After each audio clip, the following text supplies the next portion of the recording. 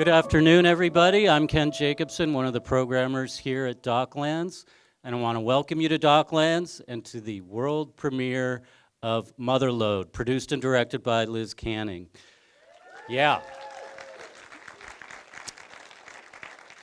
We love having world premieres, and we love having world premieres by Marin County residents. I want to let you know that today's screening is generously sponsored by EO Products in association with the Marin County Bicycle Association. So please, let's give them a big round of applause.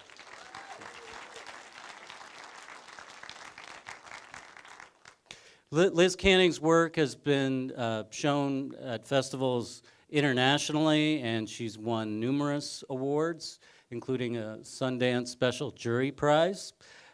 She's a lifelong bike commuter and former racer, has run a film festival, pedaled 200 mountainous miles in a day, and birthed 7-pound twins. This is not all in the same day, I don't think. But Motherload and her electric assist box bike are what excites her most these days. And we're very excited to have Liz with us today. So please join me in a nice warm round of applause for director-producer Liz Canning.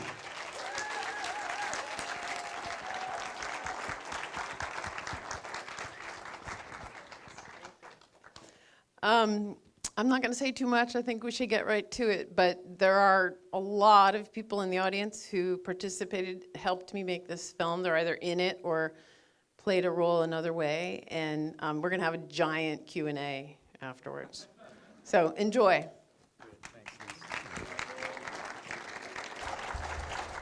Ladies and gentlemen, Liz Canning. Come on, Liz.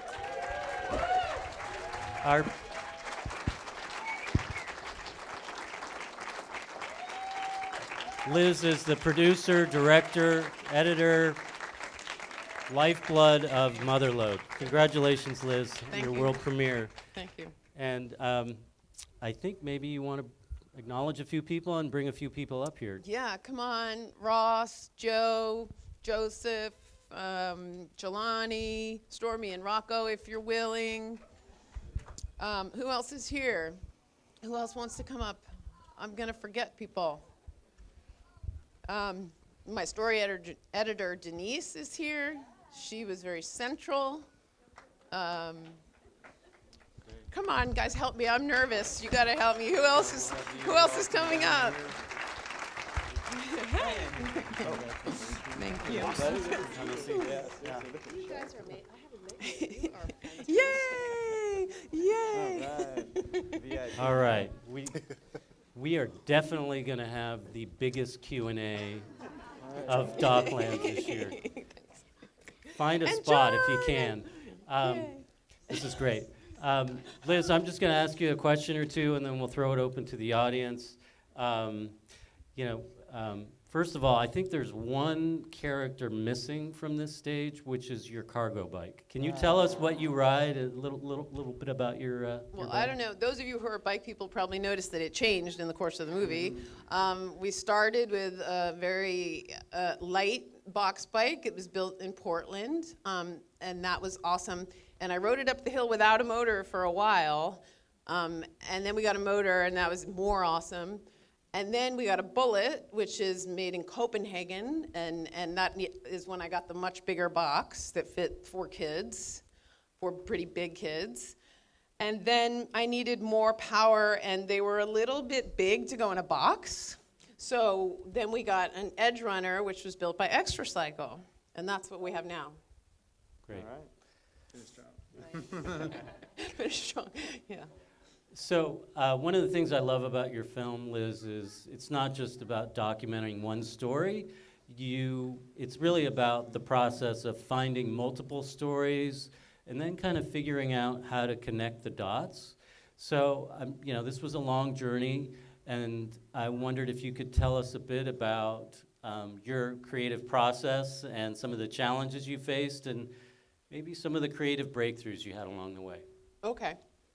When I started it, I knew it was going to sort of be my story introducing a lot of other people's stories, but I wanted there to be, a narrative through line. And when I met Ross, I thought, this is an amazing story, him going to Nicaragua and starting this company. And I cut a very long version of the film that was mostly about him and drama with his company and obstacles that he had. And when we did a feedback screening at KQED about a year and a half ago, pretty much everybody, including Mark DeSena, who's here, who is a big help, said, we want to hear your story. We want you to hold our hands through the whole film. And that was a drag because I had spent a lot of time cutting together other stuff, but it was also permission for me to go where I probably was meant to go with the story. I mean, I'd made personal films before. I think I was really scared to make a feature about my own, from my own point of view. And so that was brilliant. And I also met Denise there. And she was the outside perspective that I really needed, and she helped me with the narrative structure and trimming it down a lot. Great. Why don't we take a second and just have you again tell us who all is up here so we know who to direct our questions to. Yes, please. This is Denise Bostrom, story editor. This is Jelani Bertoni, who started the Bicycle Works, which changed the bike culture in Fairfax and San Anselmo hugely. This is Ross Evans, founder Extra Cycle. This is my daughter Stormy. This is my son Rocco. This is their friend Elin. This is Joseph Bray Ali from Los Angeles, Flying Pigeon. This is Joe Breeze. Everybody knows Joe Breeze. This is Marilyn, producer of the film, and her daughter Ori. And this is John Behrens, who shot the really pretty footage that doesn't look anything like most of the other footage. Yeah. And I think that's it. Great. So I just wanted to ask you one more question, and then we'll throw it open to you guys, which is, you began the film, or roughly began the film, around the time that your twins were born. And so they kind of grew up with the film and with you making the film. Maybe the three of you could talk about, what that was like and just how you managed to kind of, from your perspective, Liz, work on these two projects at the same time. Well, let's see. In the very beginning, when I shot that footage where I'm just talking to the camera and weeping, I didn't know what I was gonna make. I just knew I was really creatively frustrated and I had to talk to somebody. And once I started the project, in the beginning, we had to have a GoPro on the bike. Sometimes they were annoyed. Sometimes we had to go to bike events and they would be annoyed. But it wasn't until the last few years where it felt like, okay, I have to get serious. I have to really finish this film, that I think it was hard. But I'll let them. No, you don't want to? Do you want to talk about what was it like to be in the film, to have mommy making the film, all that kind of stuff? Have you guys seen the film before, or this was the first time? Finished? It was the first, I think it was the first time you guys ever saw it completely finished, yeah. Yeah. And what did you think of it? Was it okay? It was awesome. Great. So questions, and I'll try to repeat the questions. I'm sure you guys have questions. There's one right here.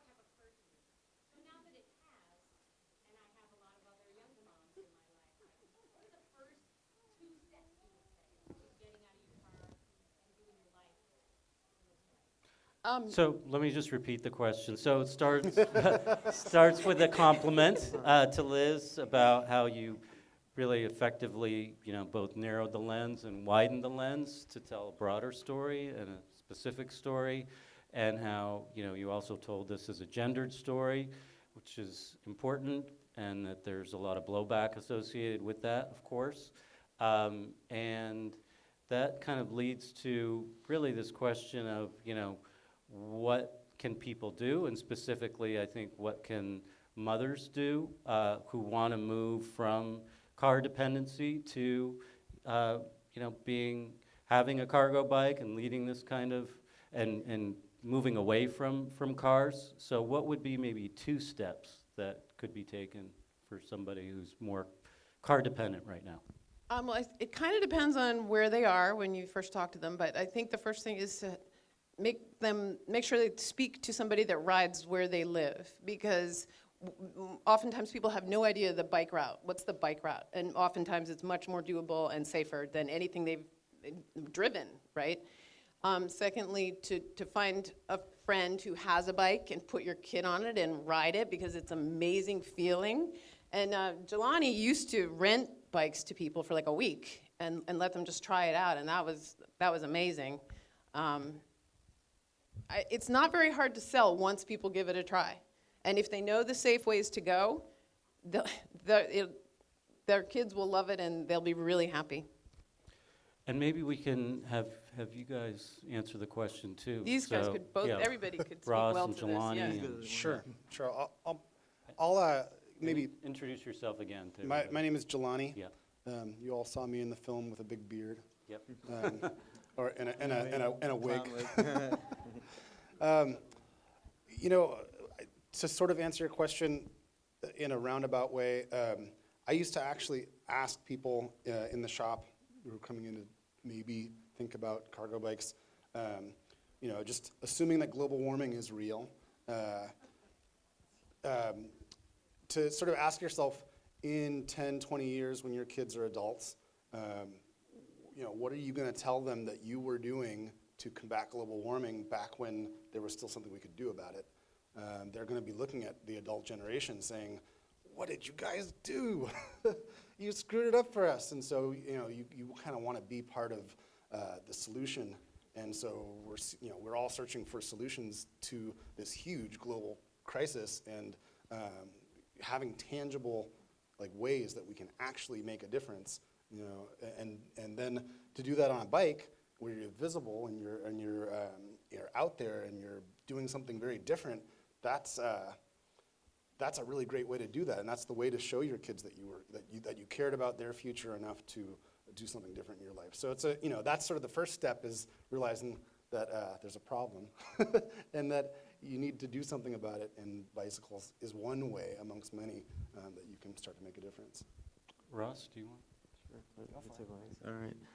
Well, yeah, I don't know what I would add specifically, but what comes to my mind is fundamentally to say, start now. To take whatever momentum you have, whatever inspiration you have from this moment, and just take action.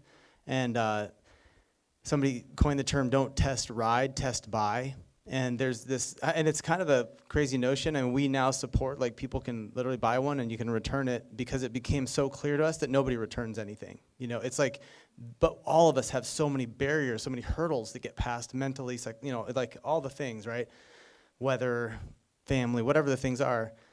And what I notice is that if you just start, if you just, just get your foot in.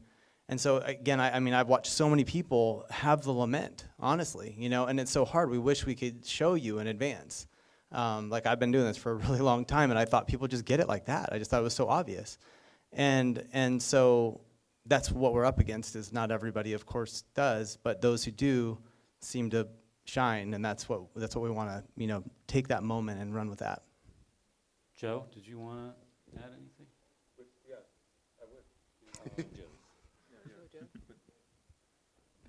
Okay, I'll take it right now.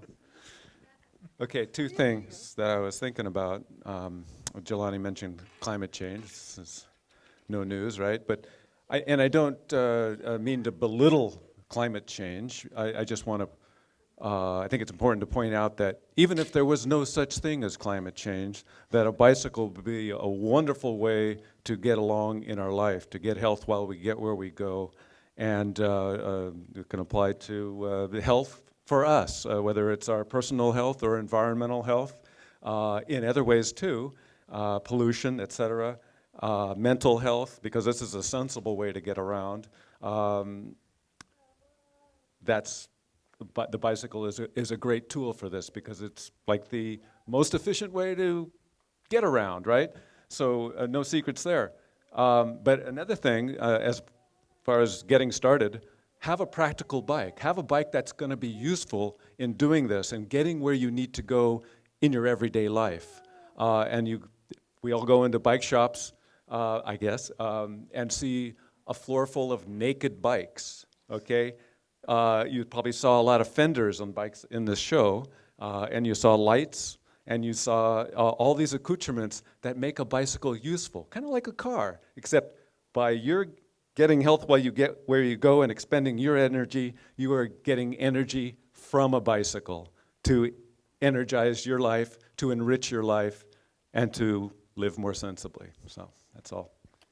I had a little bike shop in Northeast Los Angeles for about 8.5 years, and it was a very tough sell in my neighborhood. There are very wealthy people on the hillsides. I was in a little valley in Northeast LA, and the wealthy folks in the neighborhood loved bikes, but they lived on the tops of some very steep mountains with streets that were graded pre-automobile, so you had to have like a horse to get up there, or they had a cable car on some of the nearby hillsides. So there were a lot of landlocked people that could afford bikes, and the people that I was really making a living serving were the poorer working class folks in the neighborhood around me.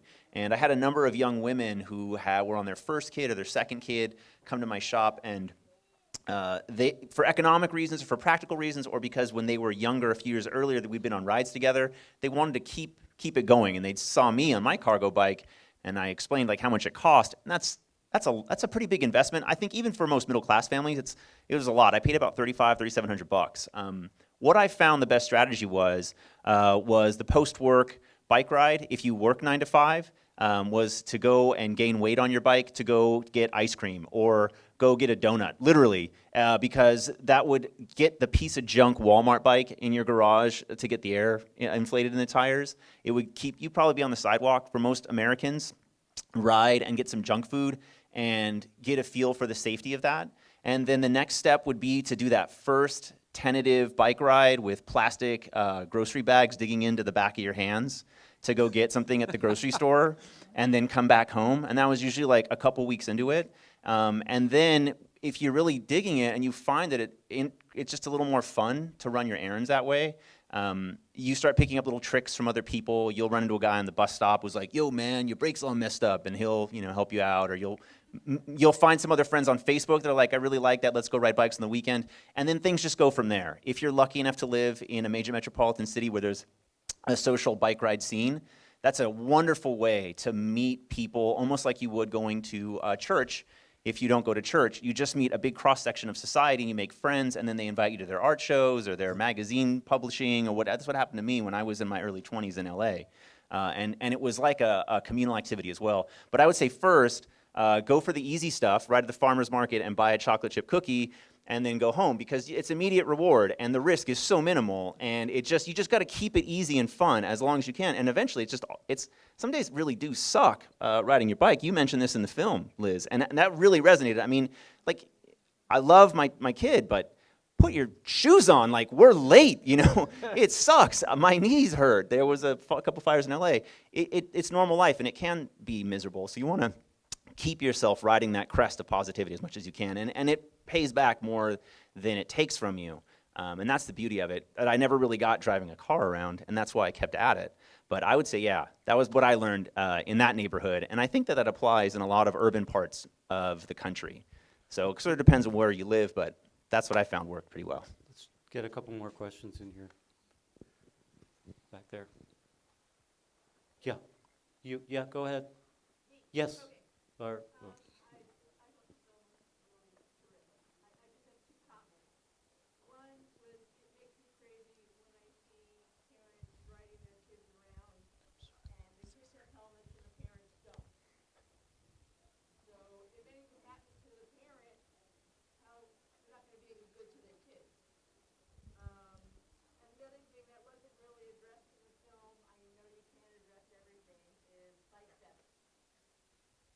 so the two comments and asking Liz for reaction. One is, parents who ride without helmets, their kids have the helmets, they don't. That's one. And then the other is about bike theft. If there's anything you want to add. The helmet debate is a huge can of worms that I don't know if I want to open. Nobody in the Netherlands wears helmets. There are places in the United States where I would say it's as safe to ride as it is in the Netherlands, and so a parent might opt not to ride, a mile to school with their kids, and I think it's fine. There's a lot of research that shows helmet laws discourage cycling. But once again, I don't want to get into that. It's like everyone should do what they feel good about. And then the other thing was... What specifically about bike bike theft, yeah.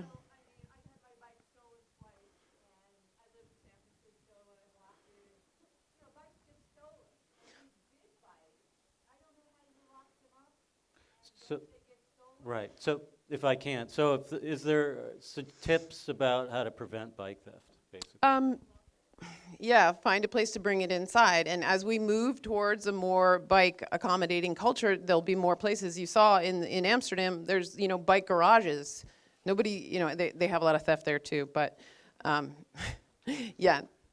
The beauty of this whole thing is that we don't have to reinvent the wheel. They've done it elsewhere in cultures where they can afford an automobile, yet they choose to ride a bike, and they've figured out how to store bikes and take care of all these issues. So fortunately, we have countries to learn from all around the planet, if we can be egoless enough to do that.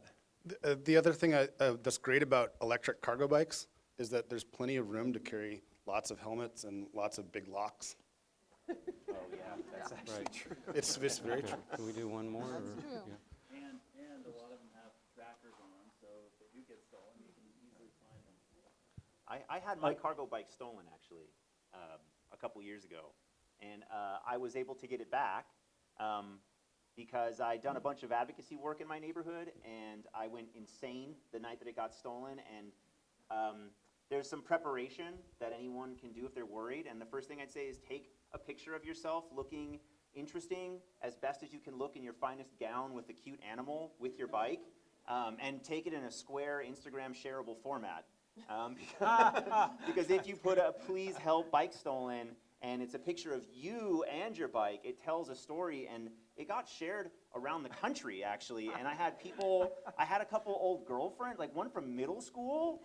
We weren't even going out, we were just going. But she got in touch, she's like, "I heard your bike got stolen." I was like, but that really does help, actually. Bike theft of more anonymous bikes, like a regular Trek or Giant or whatever hybrid, it is a tough thing. With the cargo bike, they are so, at least right now, relatively unique, that if you do a little bit of preparation in advance, if the theft occurs, you have a high chance of getting it back. But then again, I know now of some cargo bikes that have been stolen and never returned, and who knows where they went. But Time is short. We want to get one more question in. So it's going to be you, sir. Yeah. I love the way you wove in the story of the suffragettes, and I was wondering has your interest in the suffragettes been mainly for making this story in the film, or in other ways too? The question is about, he loved the suffragettes that were, Yeah. those stories in the film, and are there other ways you were interested in their story, or just as applied to this movie? Well, I would say part of why I wanted to tell the story in the film is because I hadn't heard it. I mean, I just think that's crazy that it's not common knowledge. That I didn't know that women fought for 70 years, and I certainly didn't know what a big part the bike played in it. And then secondly, there's a quote in there from Bicycling for Ladies about, riding the wheel, our own powers are revealed to us. I mean, feeling that and you saw mothers talking about it throughout the film, the feeling of transporting your family on your own power is incredible. And I think the suffragettes, they felt something like that when they got on. They couldn't go anywhere without an escort. They had to wear corsets and multiple skirts, and they said, "Screw this! I want to ride my bike." So it was powerful to me. I have to get this woman's question in. Go ahead. Yeah, there you go. Thank you. I loved the film and I loved all the things that you interwove. And just to say, I'm also a filmmaker and I need to come and talk to you because the photograph of the person in Adelaide, the photograph is my daughter. Oh my God! That's so cool. Wow, that's amazing. I'll have to find you. All right. I guess on that note, we have to wrap it up. And Oh, can if I just you- say one thing yeah, that of I've course. forgotten? Of Yeah, course, yeah. I forgot it. So, without my husband, who said to me after I'd rejected ideas for films for probably the whole time he'd known me, I said, "I'm thinking about cargo bikes," and he said, "You have to do that." And he supported me like for the last 8 years of making this film.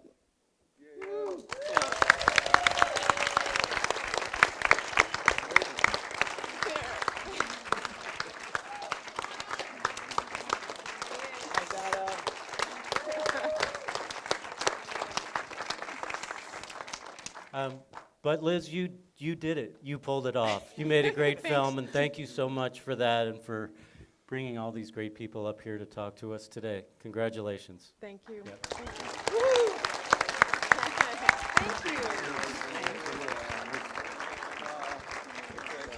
you.